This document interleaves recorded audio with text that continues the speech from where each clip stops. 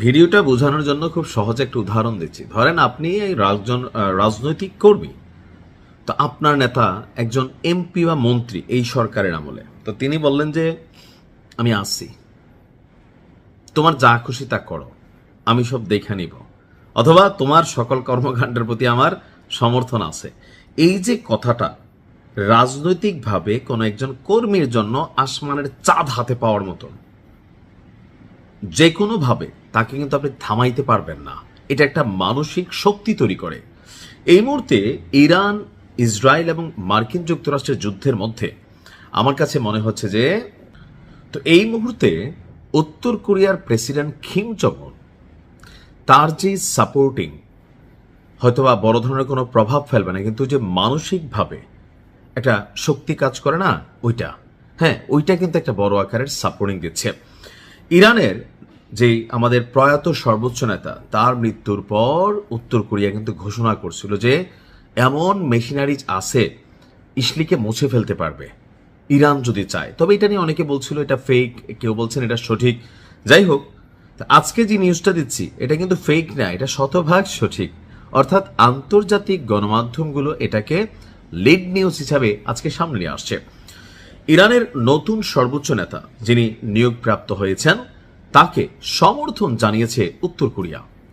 আরব রাষ্ট্রগুলো সবগুলো সমর্থন জানায় নাই, কাতার জানায় নাই, সৌদি জানায় নাই, বাহরাইন জানায় নাই, ওমান জানায় নাই, দুবাই জানায় নাই, কিন্তু দেখেন উত্তর কোরিয়া সমর্থন জানিয়েছে। অপরদিকে পাকিস্তানও জানিয়েছে, পাকিস্তানও তাকে সমর্থন জানিয়েছে।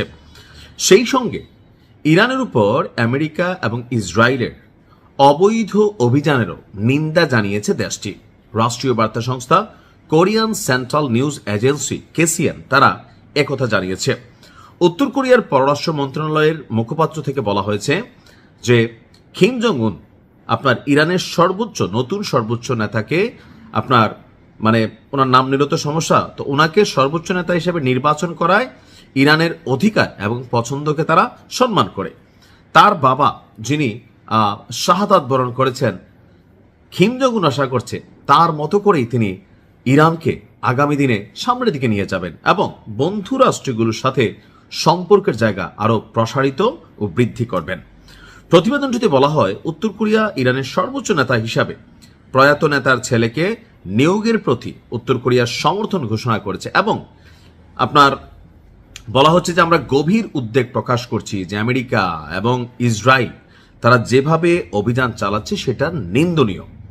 যারা ইরানের বিরুদ্ধে, ইরানের সার্বভৌমত্বের বিরুদ্ধে বেআইনি সামরিক আক্রমণ চালিয়ে আঞ্চলিক শান্তি নিরাপত্তা নষ্ট করছে, আন্তর্জাতিক অঙ্গনে অস্থিতিশীলতা বৃদ্ধি করছে, আন্তর্জাতিকভাবে তাদের বিরুদ্ধে ব্যবস্থা নেওয়া উচিত, বিশ্ব শক্তিকে তাদের বিরুদ্ধে কথা বলা উচিত।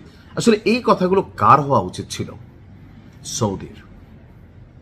এই কথাগুলো বলা দরকার ছিল ওআইসির, ইসলামিক কমিউনিটির। আসলে কিসের কমিউনিটি, কিসের কি কোনো বংশং আছে?